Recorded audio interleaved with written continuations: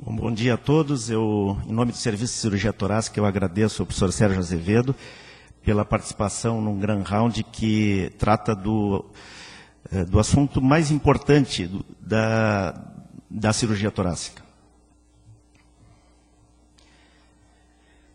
Eu vou convidá-los a revisar esses números comigo, inicialmente. Óbitos retirados do DataSUS 2004, Brasil, Rio Grande do Sul, região metropolitana e Porto Alegre. Todas as causas, neoplasias e o câncer de pulmão. Então, nós vemos que, pelo SUS, no Rio Grande do Sul, morrem quase 2.500 pessoas por ano. Na região metropolitana, 900 pessoas e quase 400 em Porto Alegre. Se nós levarmos em conta que 68% dos pacientes são atendidos pelo SUS e colocarmos aí, então, as estatísticas dos demais coberturas, nós vemos que cerca de 10 pessoas morrem por dia no Rio Grande do Sul por câncer de pulmão. 4 pessoas na região metropolitana e aqui em Porto Alegre, 2 pessoas morrem por dia por câncer de pulmão. Nós temos uma liderança negativa no Brasil, a mortalidade específica do Brasil 9,63 e o Rio Grande do Sul 23,15. O segundo lugar, Rio de Janeiro, 15,57. E esse é um problema que não está reduzindo, não está diminuindo. A taxa de incidência ao longo dos anos, tanto na população feminina quanto na população masculina, ainda tende a um crescimento. Esse é um slide extremamente importante, muito interessante, de uma publicação bem recente que mostra a evolução das neoplasias de pulmão ao longo do tempo. Então, nós temos aqui, desde a primeira duplicação da célula, os vários tipos de comportamento biológico das neoplasias, desde do tempo de duplicação de 40 dias até 400 dias. Isso significa que o tumor de pulmão ele é detectável por um método de imagem tomográfico quando ele já tem de 2 a 24 anos de evolução. A detecção típica pelo um método tomográfico é de 3 a 30 anos. E que a detecção clínica é de 4 a 40 anos. E o tempo entre a detecção clínica e o óbito é bastante reduzido, em torno de 1 ano a 2 anos. Então, isso mostra o quão pouco tempo nós temos de atuação numa doença que tem uma evolução muito maior do que a gente imagina quando se atende um paciente. Eu não gostaria de ir adiante sem lembrar que isso tudo pode ser interrompido de uma maneira de custo muito menor, numa boa relação médico-paciente, ajudando os pacientes a parar de fumar. Eu optei por tratar de 3 tópicos distintos. Um é o diagnóstico precoce. Diagnóstico precoce é quando nós conseguimos identificar a neoplasia numa fase ainda microinvasora, carcinoma in situ ou o carcinoma microinvasivo. E a maior promessa nesse sentido parece ser a autofluorescência. Os tecidos todos têm uma fluorescência normal e que fica alterado quando há um espessamento da mucosa, como acontece na displasia e no carcinoma in situ. Esse é um desenvolvimento tecnológico que nos permite ter essa imagem dupla durante um exame broncoscópico, onde nós temos a luz branca e a luz polarizada, nós indicando os sítios suspeitos, onde nós podemos então fazer uma biópsia e fazer um diagnóstico de uma maneira mais precoce. Nós esperamos já no ano que vem estar trabalhando com essa tecnologia aqui no Hospital de Clínicas. Isso foi retirado desse suplemento do CHEST, onde coloca que a autofluorescência é um método útil para o diagnóstico da neoplasia microinvasiva e que pode ser uma terapia de primeira linha para os pacientes com situação de inoperabilidade.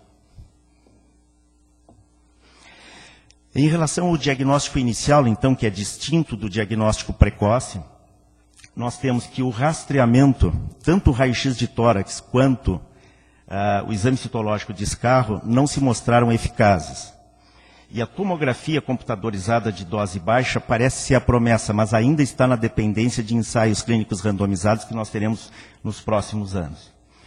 Então, eu vou falar um pouco do nódulo pulmonar, nossa conduta frente ao nódulo pulmonar e frente a sinais e sintomas que possam nos ajudar, então, no diagnóstico do câncer de pulmão numa fase inicial. Este aqui é um modelo preditor de risco da Clínica Mayo e que foi testado já contra opinião de especialistas e que é um excelente modo de prever ou de avaliar a probabilidade de um determinado nódulo ser maligno, onde a idade, o tabagismo, a história de câncer extratorácico há mais de 5 anos, o diâmetro do nódulo, a presença de especulação e a localização do nódulo são os fatores mais importantes para que a gente possa avaliar. E isso é colocado dentro, então, de uma fórmula de probabilidade, que se pode fazer isso até no Excel, colocar esses números, e nós temos aí uma probabilidade que se aproxima muito da avaliação dos especialistas. Então, esse seria uma fórmula muito útil para aplicação nos serviços de saúde. Então, se nós aplicarmos aquela fórmula numa paciente do sexo feminino não fumante com um nódulo de 10 milímetros calcificado, nós vamos ver que a probabilidade desse nódulo ser maligno é 1,24%. Por outro lado, se nós aplicarmos a mesma fórmula num paciente fumante com 25 milímetros do tamanho do nódulo, um nódulo espiculado e que teve um câncer de rim, nós vamos ver que a probabilidade é de 93%. Essas são situações muito distintas e que normalmente não geram dúvidas. Infelizmente, a situação mais comum é aquele nódulo indeterminado, entre 5% e 60% de probabilidade.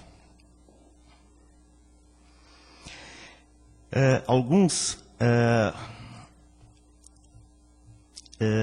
resultados que nós podemos ter da avaliação do exame de imagem, que nos ajudam muito, nesses nódulos indeterminados, a borda. Dependendo da borda da lesão, e a borda, o nódulo com bordas especuladas, é de longe o nódulo de maior probabilidade de neoplasia. A densidade do nódulo que o tomografista pode nos dar também é muito importante. Nódulos com densidade acima de 164 unidades Hounsfield e o nódulo com densidade abaixo de 164 com características distintas. E a impregnação pelo contraste, que então a importância de que quando nós referimos o nosso paciente para um estudo de imagem, que nós coloquemos todas as nossas informações clínicas, e essa é uma decisão que deve ser tomada pelo radiologista, de dependendo das características daquele nódulo, ele injetar ou não contraste. A decisão deve ser do radiologista. Então, dependendo das características do nódulo, ele vai usar essa característica da impregnação pelo contraste para ajudar na distinção de benignidade ou malignidade. Então, após a injeção de contraste, se existe um aumento da densidade, isso demonstra que essa neoplasia é metabolicamente mais ativa. A presença de calcificação também. Nós temos aqui vários exemplos de tipos de calcificação que podem nos indicar maior ou menor benignidade. A presença de calcificação, de uma maneira geral, é um sinal positivo no nódulo.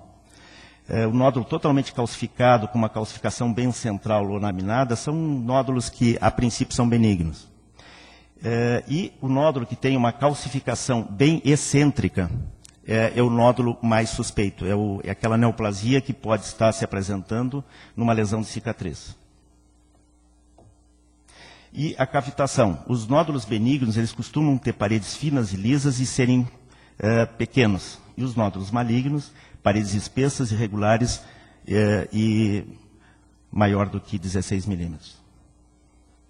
Bom, esse é um fluxograma também apresentado nessa revisão do Chest, de uma publicação do New England, onde o nódulo identificado no exame de imagem, que tem a calcificação benigna, ou que nós tenhamos a estabilidade já documentada por mais de 2 anos, esse nódulo pode ser considerado benigno e não deva ser investigado adicionalmente, a menos que seja daquelas lesões de vidro ground glass, que se chama, porque esses podem ter um crescimento de uma evolução muito mais demorada.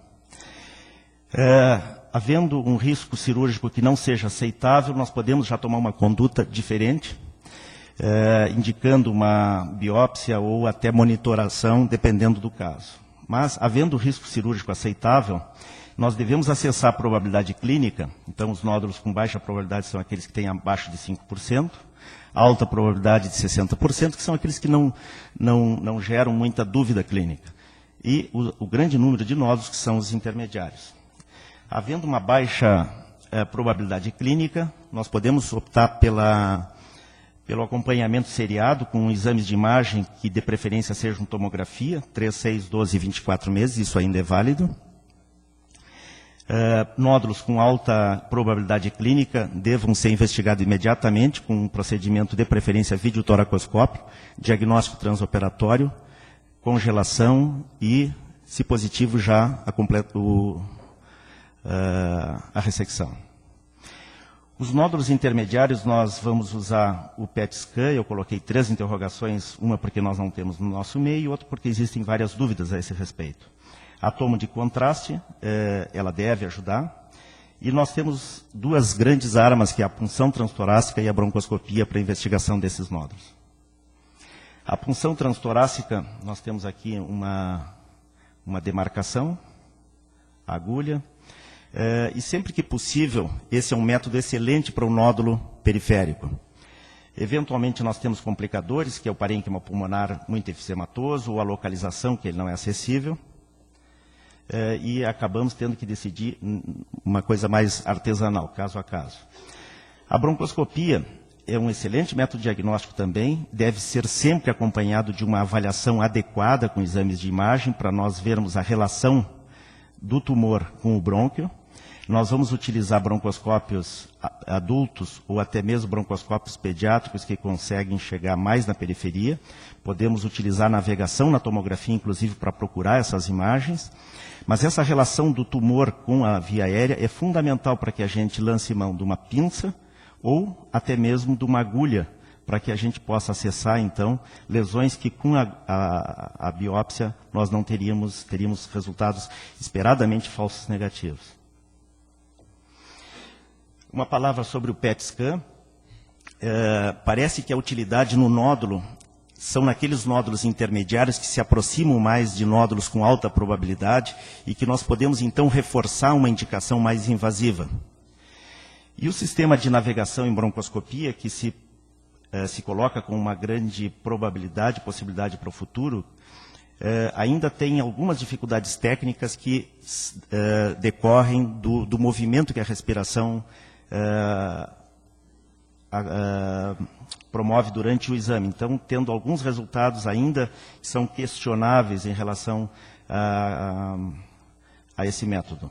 Mas, basicamente, nós usamos um exame de imagem com um equipamento normal de broncoscopia e um sensor que pode nos ajudar, então, nessa navegação na periferia do pulmão.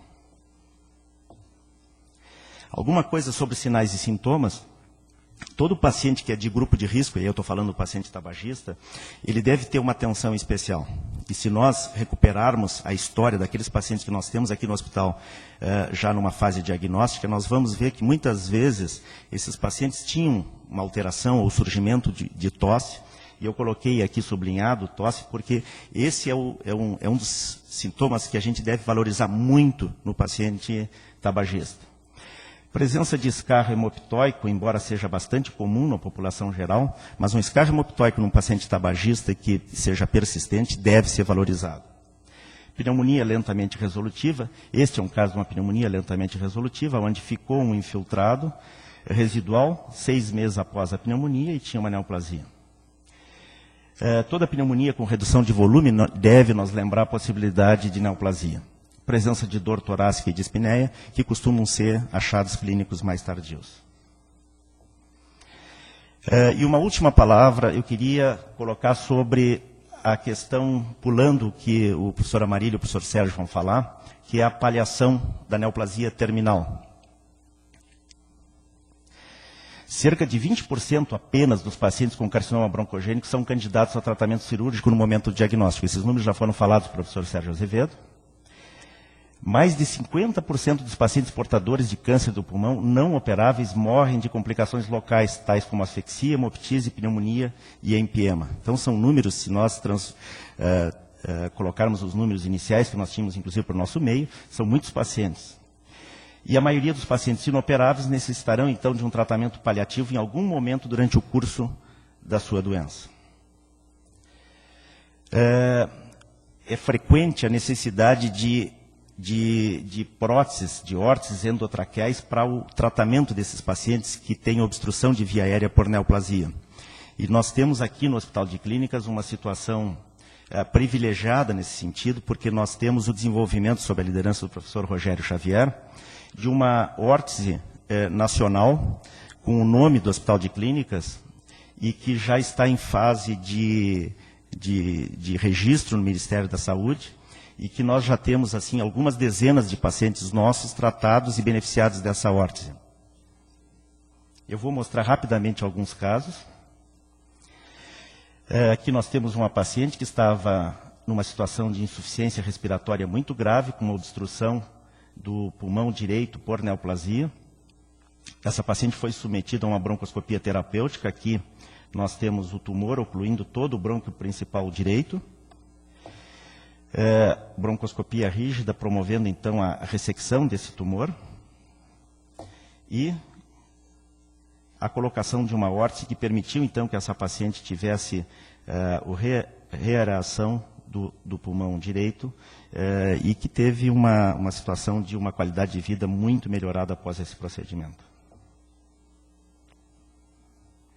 Uma outra situação de um paciente com uma neoplasia central, com obstrução da traqueia, e que foi possível, então, utilizando uma órtese do Hospital de Clínicas, permitir que esse paciente tivesse alta do hospital. Essa é uma outra situação de uma neoplasia com obstrução por compressão extrínseca da via aérea distal. Aqui um detalhe da tomografia mostrando a luz como estava. Uma paciente que se apresentou em alguns serviços de emergência e foi dito que ela tinha dispneia psicogênica, porque o raio-x de tórax não mostrava nada evidente. E que com uma colocação dessa prótese, essa paciente teve uma resposta à quimioterapia e radioterapia tão importante que nós retiramos a órtese e ela está agora com a via aérea permeável sem o auxílio da órtese.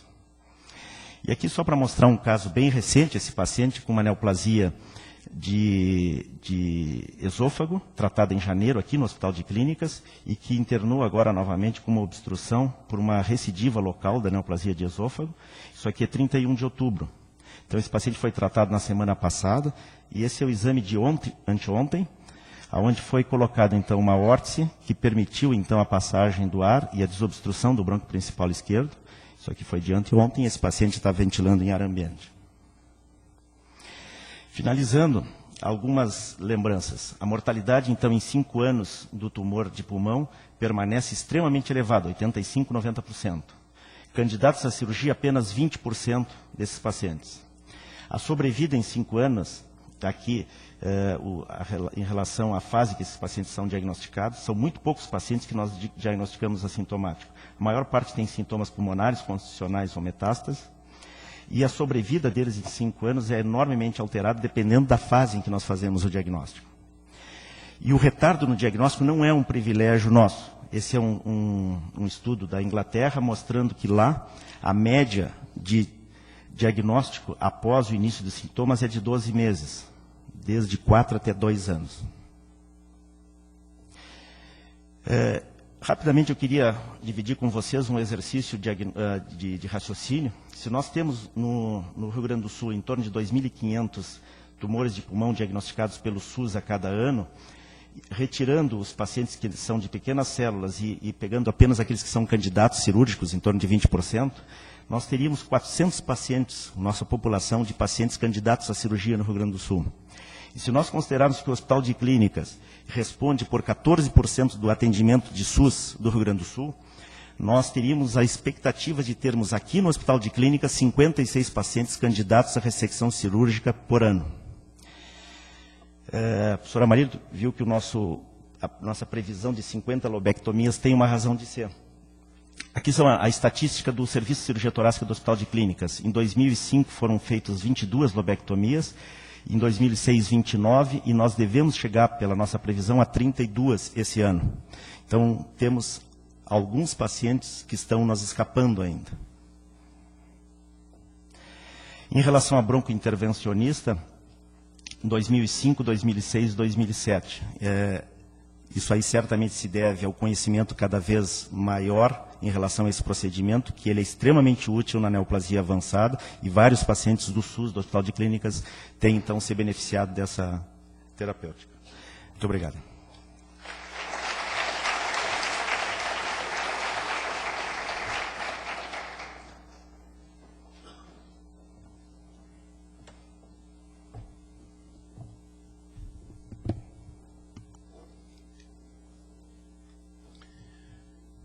Bom, então os aspectos cirúrgicos do câncer de pulmão vão ser abordados. Eu acho que eu vou continuar assustando um pouquinho vocês ainda. O câncer de pulmão mata mais pessoas do que o câncer de mama, próstata, cólon e pâncreas combinados. Se nós pegarmos essa estatística que é mundial de todos esses tipos de tumor, considerarmos a linha do zero para a esquerda, população masculina, para a direita, a população feminina, e trabalharmos com incidência, que está em vermelho, e mortalidade, a gente tem bem a ideia dessa liderança negativa do câncer de pulmão. Aproximadamente 60% dos pacientes diagnosticados com câncer de pulmão estarão mortos em 2 anos. E essa é uma situação que não mudou nada nos últimos 10 anos. Então, esse é o posicionamento do problema, e essa situação de encaminhamento tardio de casos, que foi bem mencionado pelo professor Hugo, o despreparo de rede pública ambulatorial, gargalo assistencial de exames, leitos hospitalares, tudo isso que a gente conhece, não são fatos novos, e isso já vem acontecendo há bastante tempo. Inclusive um subdimensionamento dos programas de cessação de tabagismo. Então, qual seria a perspectiva do cirurgião em relação ao que a gente pode fazer? E eu vou procurar focar uma mensagem positiva em relação a dizer para vocês que, sem sombra de dúvida, o mais importante é operar lesão precoce. Como é que a gente opera lesão precoce? Tem que pensar como um rastreador, senão não dá certo. Existem muitas discussões sobre trial clínico randomizado, valorização disso, impacto e tal. Mas a gente, quando faz a prática com o paciente, individualizando a situação, eu acho que hoje a gente pode considerar que um paciente que esteja em grupo de risco, basicamente grupo de risco é paciente tabagista, com mais de 20 anos de fumo, acima de 50 anos, dificilmente ele deva sair do consultório de um médico sem fazer uma tomografia computadorizada de tórax. Um outro aspecto que poderia ser pensado, mas com uma ênfase pedida pelo professor Sérgio, foi em lesões precoces, seria selecionar, numa outro lado da balança, selecionar aqueles casos localmente avançados, que tem um fator T, que pode ser inclusive T3 e T4, mas que não tenham lesão N2, o que é uma imensa minoria, mas o cirurgião não pode desconsiderá-los, porque esses pacientes, diferentemente dos pacientes que têm o mediastino comprometido pela neoplasia, eles podem ter uma sobrevida considerável. Mas não é o objetivo do que nós vamos focar. Nós vamos continuar dando importância, então, à ground glass opacity, que é a lesão em vidro despolido, como aparece aqui nessa tomografia. Ela, por si só, é inespecífica. Ela pode representar muitas coisas, inclusive a hiperplasia adenomatoide atípica e o carcinoma bronquioalveolar. Quem e como rastrear? No início, uma tomografia computadorizada de baixa dose. A tomografia computadorizada de baixa dose, essa é uma tomografia feita nesses aparelhos mais modernos, que são multi-slice. Numa passada rápida, o paciente, em 10, 15 segundos, tem todos os cortes torácicos, que depois são estudados, sem contraste. A estatística americana mostra que 51% das pessoas têm nódulo. Quando ele é menor do que 3 milímetros, a odds ratio é 0,2. Por perto de 7 milímetros, pode chegar perto de 50%. E quando ele é acima de 3 centímetros, é próximo de 100% a chance de ser um carcinoma. Uma vez que se tem a tomografia computadorizada basal, esse nódulo que foi diagnosticado deve ser reavaliado. Essa é uma das maneiras de se fazer. Deve ser reavaliado em 4 a 6 semanas, com volumetria, que nós vamos ver adiante o que é. Repete em 3 meses, 6 meses e depois controle anual. Aqui 2 exemplos, um exemplo de um nódulo espiculado, como o professor Hugo mostrou anteriormente, e um nódulo não espiculado. Este era um adenocarcinoma e esta era uma metástase de um sarcoma. A estatística também, as bem organizadas estatísticas americanas, mostram que uma lesão de 2 a 5 milímetros, mesmo que cresça, tem a chance de 1% de ser maligna. Ou seja, lesões menores do que 5 milímetros não devem ser mexidas e sim observadas, mas com essa característica, que mesmo que aumente, ainda tem chance de ser maligna. Quando começa a aproximar, quando está na faixa dos 6 a 10 milímetros, a gente já começa a ter um percentual considerável de neoplasias. E acima de 10 milímetros, de 30% a 80% dos casos. Aqui alguns exemplos. Um paciente que fez uma tomografia em outubro de 2000, um nódulo pequeno, aqui em macro, e em julho de 2001. Mesmo aspecto, um nódulo de 3 milímetros no lobo superior direito, o nódulo foi acompanhado a cada 3 meses, permanecia igual, nódulo benigno. Um paciente de 70 anos, fumante pesado, tomografia, nódulo de 3 milímetros no lobo superior direito, novo exame em 3 meses foi recomendado. O paciente retornou 1 ano depois, houve um aumento do nódulo. Aqui se vê esse mesmo nódulo sendo estudado pela técnica de baixa dose e aqui a tomografia computadorizada de alta resolução. Era um adenocarcinoma com estadiamento patológico 1B, a cirurgia foi uma lobectomia. Outubro de 2000, janeiro de 2001, 61 anos, tabagista pesada, nódulo de 5 milímetros, bordas irregulares, bem marcantes. A biópsia foi feita, deu carcinoma epidermoide de pulmão e o paciente foi também à cirurgia. O que eu mencionei anteriormente a respeito de volumetria, trata-se de uma técnica que, além de avaliar o nódulo com essas características de uma tomografia comum, e isso aqui existe um intervalo de 4 semanas entre uma tomografia computadorizada de alta resolução e a outra, a volumetria, ela estuda as diversas faces do nódulo numa reconstrução 3D que é possível a partir de captura multiplanar que esses tomógrafos possibilitam. Então fica mais fácil de se ver qualquer modificação morfológica da lesão. Por isso não precisa esperar 3 meses, 6 meses, e uma vez tendo esse software, você pode avaliar com critério em 4, 6 semanas. Essa é a fase boa de se operar os pacientes mais perto da hiperplasia adenomatoide atípica, que é uma lesão pré-maligna, do que perto do bronquíolo alveolar. Embora entre o bronquíolo alveolar e o adenocarcinoma exista um trajeto em que a invasão se faz a partir de um momento, e passado esse momento os prognósticos pioram bastante. Essa seria a progressão de um adenocarcinoma.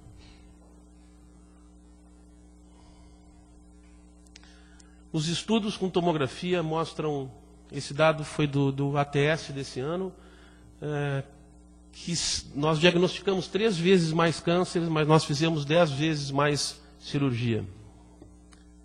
E esse é um ponto a ser considerado e estudado não necessariamente como algo negativo.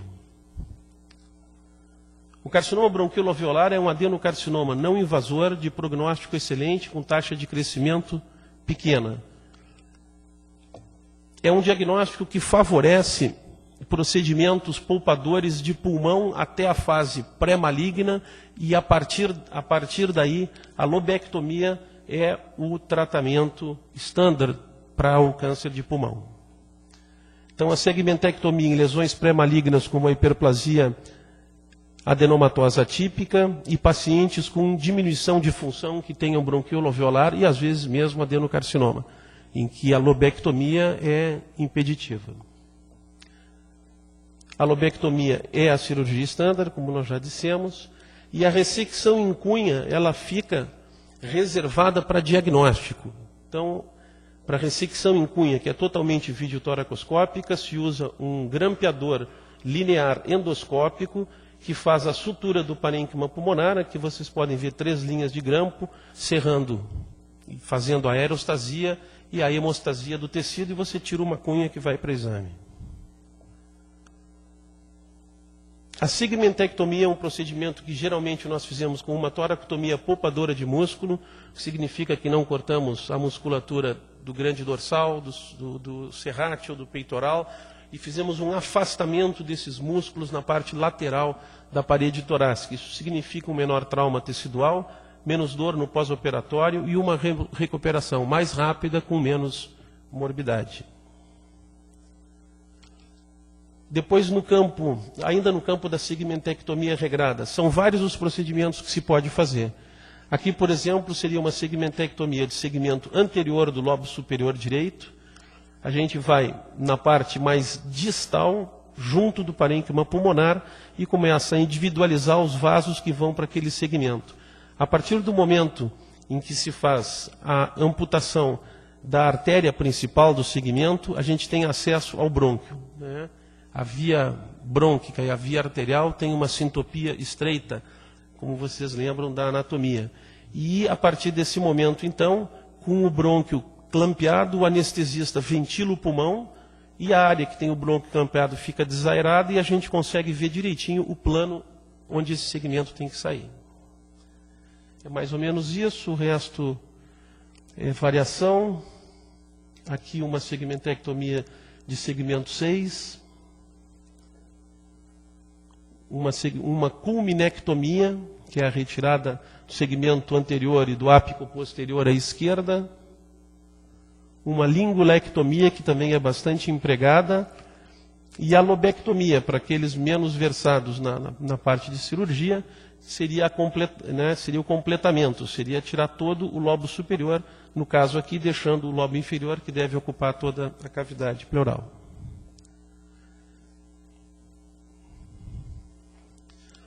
Um dado interessante de estudos de japoneses com câncer pequeno, menor do que 2 centímetros, e a gente vê que não é tão desprezível o número de pacientes com lesão N2. Ao redor de 10 a 12% dos pacientes com lesão menor do que 2 centímetros, não pequenas células, podem ter o mediastino comprometido. O estadiamento do mediastino é feito com a mediastinoscopia, que é esse instrumento que é parecido com o laringoscópio. Se faz uma incisão entre os bordos do esternocleido a 2 centímetros acima da fúrcula. A dissecção dos planos, possibilitando que você ancore esse instrumento em cima do fáscia pré-traqueal. E essa é a área que estão os linfonodos do mediastino superior. Ele passa uma pinça, faz a coleta do linfonodo. É uma área de endoscopia que a gente cria o plano para endoscopia, não é? E é um plano extremamente próximo dos vasos importantes aí do estreito torácico. O que pode haver de perspectiva? Em um estudo japonês com marcadores maiores para mudanças genéticas do câncer de pulmão, basicamente P53, IGFR e o Carras, ele estudou mais de 18 mil genes isolados em 90 adenocarcinomas. Foi definida uma classificação por perfil de expressão entre aquele tipo que é da unidade respiratória terminal, Terminal Respiratory Unit, ou não True Type. E eles viram, entre outras coisas, que as mutações de EGFR são observadas nesse tipo de adenocarcinoma, são um importante preditor de menor sobrevida pós-operatória, e aqui uma coisa interessante, independente do estágio da doença. Ou seja, nós vamos ter que começar a nos preocupar com isso. Porque eu acho que no futuro um patologista vai trabalhar numa amostra e ele vai dar o seu diagnóstico descrevendo as células cuboides que formam glândula, estão alinhadas assim ou assado, que tem mitoses e determinadas outras características, mas também vai fornecer alguma informação em relação a um modelo de assinatura desse tumor. E aqui é um trabalho, agora de 2007, em que eles fizeram esse aqui de 10 genes e pegaram como base esses outros dois aqui, esses outros dois estudos. Dependendo da assinatura que é feita, a gente vê tudo para tumor estágio 1, tumor de pulmão estágio 1. Você vê a imensa diferença em termos de sobrevida nesses dois grupos, levando então a clara ideia da heterogeneidade do adenocarcinoma de pulmão.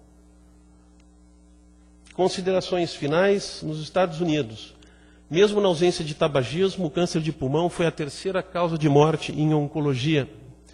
A pesquisa em câncer nos Estados Unidos, para cada dólar que é investido em pesquisa de câncer de pulmão, 6 dólares são investidos em câncer de próstata e 9 dólares em câncer de mama. Ainda que, pelo 20º ano consecutivo, essa virada foi em 1987, pelo 20º ano consecutivo vão morrer mais americanas por câncer de pulmão do que por câncer de mama. O Brasil é o 4º produtor de tabaco e o maior exportador do mundo. Essas divisas podem estar sendo enterradas nos hospitais e em cemitérios. Cada real que entra no cofre, estima-se que 1,5 seja gasto no tratamento de doenças advindas do tabaco. 63,3% do valor do cigarro ao consumidor é recolhido como imposto, 25% vai para o governo estadual e o resto para o governo federal. Ou seja, o grande sócio do tabagismo é o governo.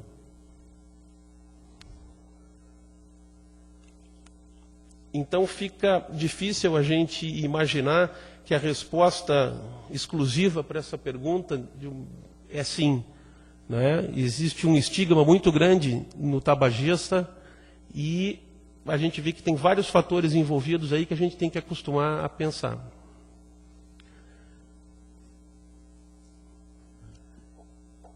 Nos Estados Unidos existe uma tendência a se fazer uma pressão para que fundos oriundos da indústria do tabaco, que são usados desta ou daquela forma, passem a ser direcionados primariamente no controle e em pesquisa sobre câncer de pulmão. No editorial do Lancet de 2001, as pessoas deveriam estar atentas para fazer do câncer de pulmão uma patologia mais à moda, como, por exemplo, o câncer de mama. Com essa nova postura, o entendimento e os recursos serão melhor direcionados para a pesquisa dessa doença devastadora.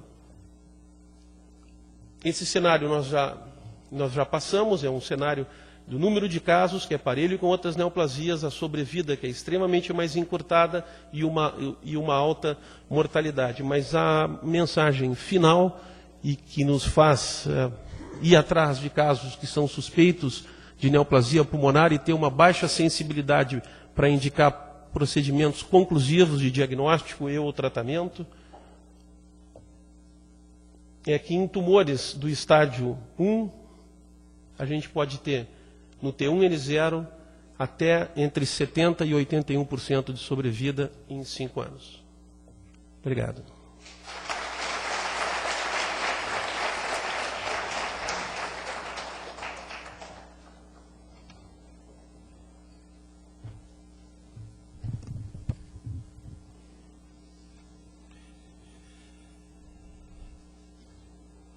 Reconhecida a importância e a necessidade de diagnóstico precoce, a minoria desses pacientes vai à cirurgia e os estágios iniciais de câncer de pulmão são potencialmente curáveis, o que não nos deixa margem a não ser a busca incessante da identificação desses pacientes. A minha discussão vem o que se faz depois de uma cirurgia com um potencial curativo. Então eu vou definir a adjuvância, nós vamos reconhecer a história natural dos estadios iniciais, que a doutora Marília já mencionou, que nem todo estágio inicial 1 é um bom prognóstico.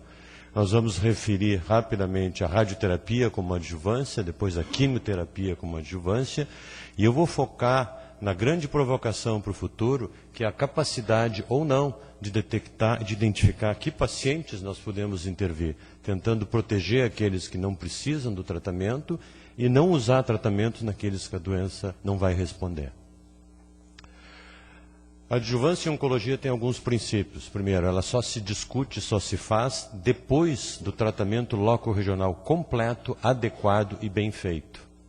Não existe definição de adjuvância se as margens são positivas. O conceito muda.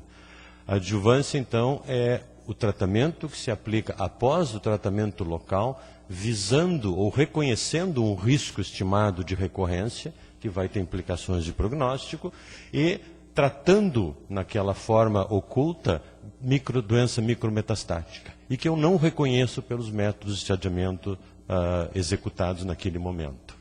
Se nós lembrarmos que à medida que aumenta o estadiamento, ou seja, aumenta a extensão da doença, a sobrevida de 5 anos desses pacientes cai. E o nosso grupo de discussão de hoje varia de perto de 70% a 40% de sobrevida de 5 anos. E essa sobrevida cai por duas razões. Recidiva local, que é quase que persistente, quase que homogênea ao longo do estadiamento, mas a recidiva à distância é extremamente importante. Então, se eu quero ter um impacto no prognóstico de pacientes iniciais operados para câncer de pulmão, eu vou ter que me preocupar com essas duas situações. A primeira delas é a radioterapia. A radioterapia pós-operatória, desde 86, são mais de 30 anos, se sabe que aplicada ela produz uma redução do risco de recidiva, mas a sobrevida geral desses pacientes não é alterada. E em 98, uma meta-análise de estudos foi publicada que fez um grande desfavor, que colecionou séries de casos da literatura e mostrou que aquela radioterapia gerava 21% do aumento do risco de morte. E isso gerou um atraso muito grande na radioterapia, e hoje se sabe claramente que isso foi devido à aplicação de técnicas hoje consideradas antigas, aparelhagem totalmente defasada pelos padrões atuais, seleção inadequada de pacientes e o desconhecimento das toxicidades a longo prazo. Então, assim, a partir de 98, essa radioterapia pós-operatória realmente caiu em descrédito e quase que não se fazia a não ser por um desespero. O que se sabe hoje é que tem literatura suficiente de que, primeiro, a radioterapia em pacientes selecionados não apresenta risco de morte, não apresenta o efeito deletério que aquela meta-análise havia, e nos obriga a individualizar quais os pacientes que podem ser beneficiados da radioterapia pós-cirurgia completa de câncer de pulmão não pequenas células, estádios iniciais.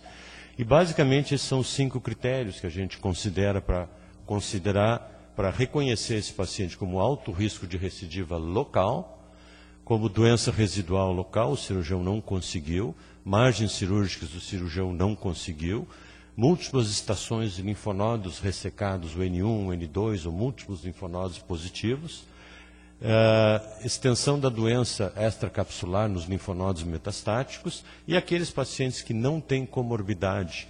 Isso vai ser jogado atualmente para depois da quimioterapia adjuvante. O importante é reconhecer esse tipo de risco local e não aceitar que a radioterapia substitui a boa cirurgia. O cirurgião não pode olhar a radioterapia como alguém que vai completar o seu trabalho. É muito frustrante o cirurgião não conseguir, mas a radioterapia não pode ser vista como uma muleta. A cirurgia é o mais importante. Visto os problemas da recidiva local, nós vimos que, na realidade, o racional para o tratamento sistêmico, que é basicamente a quimioterapia nessa primeira parte, é que a ressecção completa, que é o tratamento padrão do câncer inicial, ela ainda gera resultados insuficientes. A sobrevida de 5 anos é desapontadora na medida que se passa para estadios 2 e 3. a recidiva à distância, ou seja, metástases disseminadas por via hematogênica, é muito maior que a recidiva local. E a recidiva sistêmica, pelo menos em 2007, ainda tem a ver diretamente com mortalidade. Ou seja, a recidiva sistêmica é uma doença incurável. Em relação à quimioterapia adjuvante, historicamente não se mostrou benefício. E isso tem algumas razões. De novo, drogas erradas, drogas ineficazes, até que surgiu a cisplatina, com S. A meta-análise de 95, a meta-análise de casos individuais, que tem um poder extremamente importante, 8 estudos, quase 1.400 pacientes, foram randomizados entre receber quimioterapia pós-operatória versus observação, todos depois da cirurgia ideal. E essa meta-análise, embora nenhum dado tenha sido estatisticamente significativo, ela mostrou um benefício. Havia 13% de redução do risco de recidiva nesses doentes e um benefício absoluto de sobrevida de 5% em 5 anos. Então, mesmo não significativo do ponto de vista estatístico, isso alertou alguma coisa está acontecendo com o uso de quimioterapia à base de cisplatina. E depois de 1995, então, eles passaram a ser realizados inúmeros estudos, 7 ou 8 grandes estudos, que tiveram como características comuns um longo período de inclusão pela descrença que a quimioterapia adjuvante tinha, incluíam pacientes de estadiamentos variados, e isso dificulta a nossa interpretação hoje. Os estadiamentos foram padronizados de serem feitos precocemente, até 6 semanas depois da cirurgia, seleção de pacientes com performance clínico bom, 3 a 4 ciclos de quimioterapia, exceto a experiência japonesa, que trata com via oral por 1 ano. E todos esses estudos, que eu vou resumir rapidamente, eles usavam cisplatina, que é a grande droga contra o câncer de pulmão não pequenas células. Esse é o padrão, e a razão de eu mostrar um estudo para vocês é um protótipo, porque desse estudo saem questionamentos futuros e que foram testados para nos mostrar um horizonte do que pode acontecer, que o Dr. Amarini já introduziu o assunto.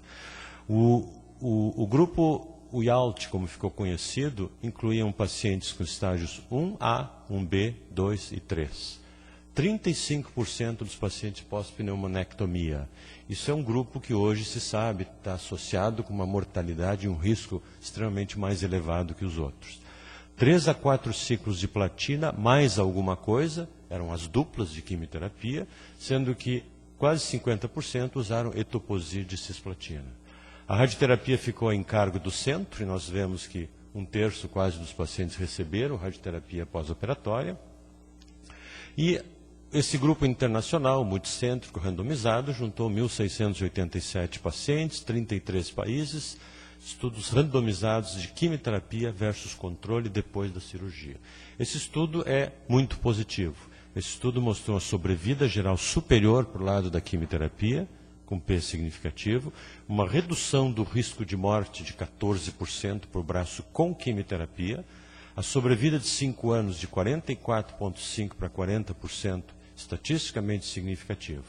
O que mais chama atenção é que esse estudo estatisticamente é significativo, mas o número não é muito diferente da meta-análise de 95, são os 13% ou os 5% em 5 anos. Mas esse estudo é tido como positivo. Além dele, e essa é a curva de sobrevida, a curva amarela superior é a melhora da sobrevida dos pacientes ao longo dos 5 anos, associada ao uso da quimioterapia. Esse é o resumo rápido que eu acho que nós podemos fazer o seguinte comentário. Existem vários grupos que fizeram seus estudos com números, alguns impressionantes, de pacientes, quimioterapias variadas, sempre com o C da cisplatina, ou o P aqui no caso, e nós temos 3 estudos positivos, 1 negativo. E esse aqui é uma história interessante, porque esse estudo foi positivo, em 2 anos de acompanhamento desapareceu o benefício. Nada melhor que uma meta-análise bem feita para poder ter o julgamento de que esses 5 estudos principais fizeram juntos. Junta-se 4.500 pacientes e se vê que a sobrevida em 5 anos tem um benefício significativo para aqueles pacientes que receberam quimioterapia adjuvante, depois da cirurgia potencialmente curativa. Um risco de recidiva reduzido com a quimioterapia adjuvante, com um P altamente significativo, e, de novo, um número muito parecido com o que nós conhecemos, 5% de benefício em 5 anos de sobrevida. Interessantemente, olhando esses dados com um poder maior, não havia e não houve demonstração de benefício em estadios realmente iniciais. E aqui eu volto a lembrar a vocês o que o Dr. Amarillo nos mostrou, a capacidade da análise genética de separar esses pacientes com estadio 1A. Houve uma redução de 8% de risco de recidiva em pacientes com estágio 1B inicial, mas 17% de redução de recidiva em estágios 2 e 3.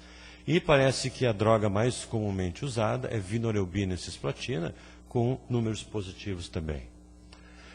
O conjunto em amarelo mostra os estadios 2 como sendo o grande grupo em vários estudos clínicos, incluindo a meta-análise, onde o benefício é incontestável. Nós podemos discutir se 5% desses milhares de pacientes é importante ou não, mas o benefício estatisticamente e clinicamente é incontestável. Os estágio 3 fica para uma outra discussão, porque hoje existem várias maneiras de abordar o estágio 3A. Esse estudo é o que foi positivo inicialmente, e eu tive que apagar a cor, porque nesse ano foi mostrado no ASCO que desapareceu o benefício positivo. Então, as primeiras conclusões da quimioterapia adjuvante é que há uma evidência cumulativa de benefício em sobrevida. Isso não se discute mais. Nós não devemos estar usando em estágios bem iniciais 1A e 1B, por falta de documentação. Nós não sabemos qual é a melhor opção em estágio 3A, mas certamente o estadio 2, a conduta nossa no serviço, a despeito de todas as dificuldades, é oferecer quimioterapia adjuvante para esses pacientes. Desde que estejam em bom estado geral, sejam vistos rapidamente, depois de uma recuperação boa da cirurgia, com menos de 75 anos, em que a gente possa usar cisplatina. Indo um pouquinho adiante, né, eu queria comentar com vocês essa curva. Isso aqui é uma curva de adjuvância. Nós temos o tratamento cirúrgico gerando uma perda de pacientes ao longo de 15 anos e que a curva de sobrevida cai. Esses pacientes foram tratados com cirurgia. Nós temos os pacientes que estão vivos e os pacientes que morreram acima da curva azul. Com a quimioterapia adjuvante, nós melhoramos a curva de sobrevida. Mas, na realidade, o nosso benefício é aquela população que se encontra aqui, onde a curva de sobrevida foi elevada. Então, nós temos duas populações que eu hoje tenho que lutar para reconhecer. Primeiro, é aquele que, mesmo com a adjuvância, faleceu e que a quimioterapia foi totalmente inútil. Desculpe, ao contrário. Os pacientes que, com a adjuvância, faleceram, a quimioterapia foi insuficiente, inútil e desnecessária, ou pelo menos a opção que foi feita. E aquele grupo de pacientes que, elevada sobrevida, estão abaixo da curva original, que iam estar curados de qualquer jeito. Então, o grande esforço hoje em detectar pacientes, primeiro, depois de reconhecer o risco, é tentar identificar que pacientes precisam de quimioterapia e quais pacientes onde eu posso ter efetividade dessa quimioterapia. E aí nós lidamos com dois conceitos que vocês conhecem.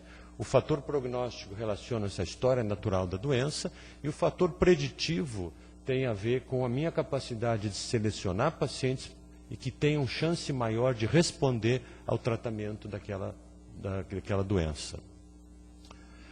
Nesse processo, até agora, o que nós falamos? Nós falamos sempre em histologia e estadiamento. Estádio 1, estádio 2, estádio 3. Existem algumas coisas clínicas que possam nos ajudar, mas para a decisão adjuvância, hoje nós usamos estadiamento. O que existe, e a parte final da minha discussão é provocativa, existem fatores biológicos. Existe uma capacidade hoje de determinar características genômicas dos tumores, características proteinômicas dos tumores, genes, enzimas, beta-tubulina, genes ativados e assim por diante. E essa linha de pesquisa é que está entrando fortemente na adjuvância. Dois aspectos importantes. O receptor do fator epidérmico de crescimento, EGFR, presente em todas as células, tem uma porção extracelular, é um receptor transmembrana, e a porção intracelular que pode ser fosforilada. Essa porção é a chamada porção com atividade tirosina sinase. Esse mecanismo de fosforilação gera os 5 básicos mecanismos de malignidade. E que nos leva, uma vez entendido, à possibilidade de que, se eu bloquear isso aqui, eu consigo bloquear esse processo. O segundo mecanismo importante e último desse tipo de diapositivo é a angiogênese. A angiogênese é um processo natural, um processo normal em muitas situações, mas patológico para o crescimento de tumores. Sem angiogênese não há crescimento de tumor. E essa angiogênese hoje se conhece o fator desencadeante, os receptores transmembrana, e para cada um desses aspectos eu consigo bloquear hoje em dia com drogas disponíveis e eu vou bloquear o processo que sustenta o crescimento tumoral. Isso não é ilusão, isso não é utopia. Existem drogas que bloqueiam a atividade tirosina sinase do EGFE, essas drogas estão no comércio, em uso em doença metastática, ainda precoce para se falar em adjuvância, mas não há dúvida que estão sendo testadas. Da mesma forma, o bloqueio da angiogênese através de anticorpos monoclonais, em uso em doença metastática de pulmão e outras doenças, em adjuvância, está sendo testado. A previsão é que as duas opções vão ter que ser usadas no momento que nós conseguimos detectar quem é que precisa o quê. E essa é a dificuldade. Esse tem sido chamado como estadiamento molecular do câncer de pulmão. E se nós tivermos métodos para reconhecer algumas dessas características genéticas e enzimáticas, nós vamos conseguir identificar, como o doutor Amarílio mostrou, aqueles pacientes com estágio 1A que têm um perfil que não é nada 1A, ele vai ter um comportamento de morte em cerca de 80% em 5 anos. A ideia clara dessa parte final é que, se nós reconhecermos também o mecanismo de ação das drogas, por exemplo, a cisplatina causa alterações no DNA, que é reconhecido por um sistema de reconhecimento e reparação de nucleosídeos, e que tem uma enzima hoje bem caracterizada. Essa enzima bem caracterizada, ela pode ser presente, hiper ou hipoexpressa. E se nós reconhecermos que a enzima que vai reconhecer os defeitos causados pela quimioterapia, ela pode ser lidada, ela pode ser reconhecida, nós temos a possibilidade de selecionar quais pacientes. Isso foi feito. Isso é um pouco provocativo, mas a ideia daquele tratamento adjuvante do IALT, originalmente descrito como positivo, nos permitiu separar o grupo de quimioterapia versus o controle. Aqueles pacientes que têm essa enzima hiperexpressa, ERCC1, são pacientes que têm uma capacidade de lutar contra o efeito da quimioterapia, ou seja, a minha quimioterapia não funcionaria. Isso é verdade, tanto que o controle aqui tem sobrevida maior do que o grupo tratado. Por outro lado, nos pacientes que não têm hiperexpressão dessa enzima, nós vemos que o benefício é real, ou seja, tratar com quimioterapia gera um benefício sobre controle quimioterapia adjuvante. E essas curvas são vistas nesse diapositivo, onde nesse lado é os ERCC1 negativos, pacientes que não dispõem de grande armamentário para lutar contra a quimioterapia, fazendo a quimioterapia, o benefício sobe. Nos pacientes que têm essa defesa, entre aspas, o que acontece? As curvas se invertem e a quimioterapia passa a ter efeito pior do que o grupo controle.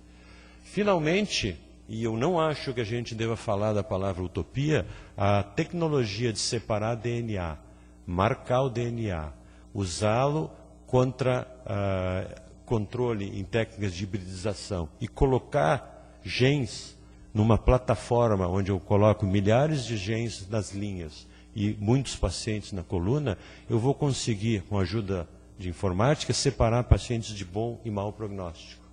Isso pode ser feito em material congelado ou pode ser feito através de uma simplificação.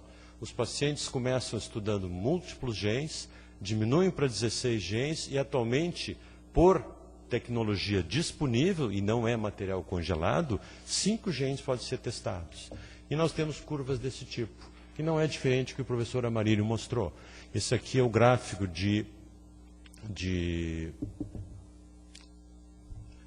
Essas aqui são as duas curvas e esse é o gráfico onde mostra a tecnologia usada para separar. Os genes de alto risco são colocados com os de baixo risco e o computador lê esse padrão diferente. E nós vemos que tudo isso são pacientes iniciais com câncer de pulmão. Nós temos que, tanto numa amostra de treinamento como uma amostra para confirmar, a capacidade de separar pacientes com 90% de curabilidade só com a cirurgia, versus aqueles que nasceram também como se fosse de bom prognóstico, mas que têm um prognóstico de menos 20% em 50 meses. Então, essa capacidade não deve ser vista como utopia, ela está aqui. Então, em relação às conclusões finais do tratamento adjuvante, o que nós vemos é que nós vamos desenvolver, está sendo desenvolvido o estadiamento molecular. E essa análise, embora de utilidade prática no momento limitada, ela certamente tem o objetivo de poder usar essas terapias novas antiangiogênicas por tratamento. E a pergunta que fica é a utopia. E aí nós lembramos de quem não está mais aqui. E basicamente as pessoas que vão atrás de uma utopia, elas vão buscando passo a passo, e isso tem sido a evolução no câncer de pulmão, e a utopia, na realidade, serve para nós nos movermos. E poucas vezes, exceto para as pessoas que não estão aqui, nós podemos deixar de olhar para essa caminhada. Esse é o futuro do câncer de pulmão, essa é a oportunidade que todos nós que lidamos com câncer de pulmão temos pela frente. Muito obrigado.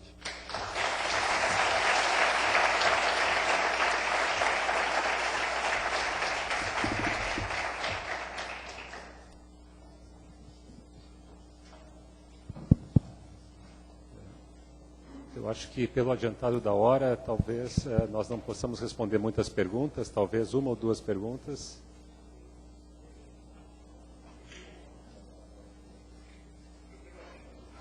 Professor Jair.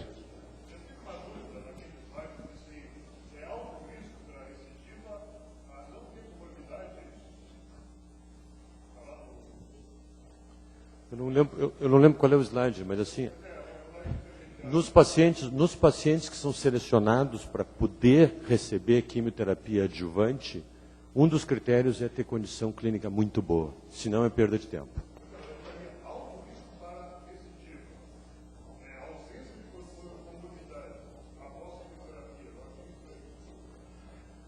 Os pacientes que vão, deixa eu tentar explicar de outra maneira, os pacientes que vão receber tratamento são somente aqueles que têm rápida recuperação pós-cirúrgica. O cara fez uma fístula, ficou 60 dias, terminou, ele não pode estar dentro. Ele tem que ter o procedimento cirúrgico completo, essa rápida recuperação e a escala de performance dele, que é uma medida numérica de ver como é que ele está, tem que ser recuperada.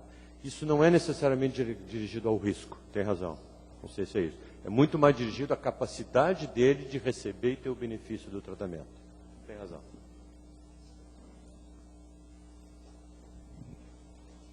Eu agradeço a presença de todos e os convido para o próximo Grand Round.